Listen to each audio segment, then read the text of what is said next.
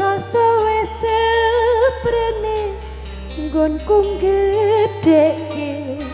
kaya lagi wingi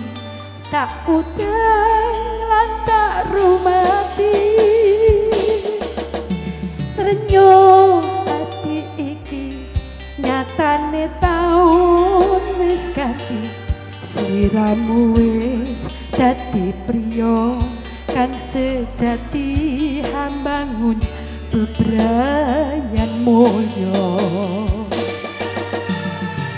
nggih anakku srungokno ibu titip tembung nggo sangu urip matyaning bebrayan aku kemilan nastiti sing sabar lan ngati-ati yang kamu bebrayan selawase tansah pingaring kamulyan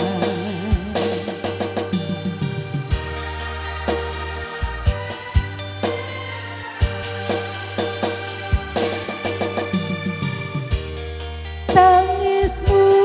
dadi dongane atiku saben esemu dadi cahya dalangku tangan sing wis cilik tak gegem saiki kudu tak colake mergo wis titi wancine neruske dalan uripe dongolan pangestu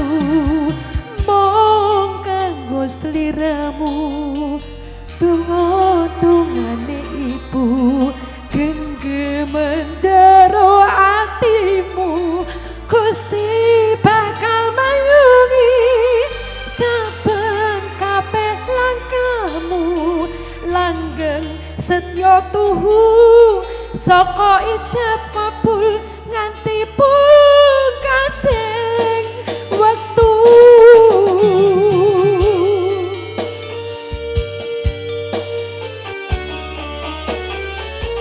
nggih anakku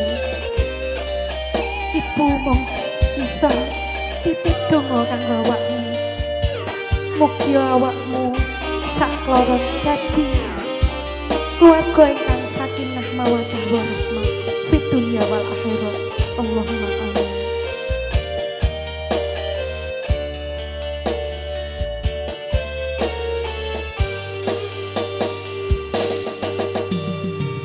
dongolan pangestu mong kanggo sliramu tembang dongane ibu genggemen jero atimu Gusti bakal mayungi saben kabeh langkahmu langgeng setya tuhu saka ijab kabul nganti pungkasing wektu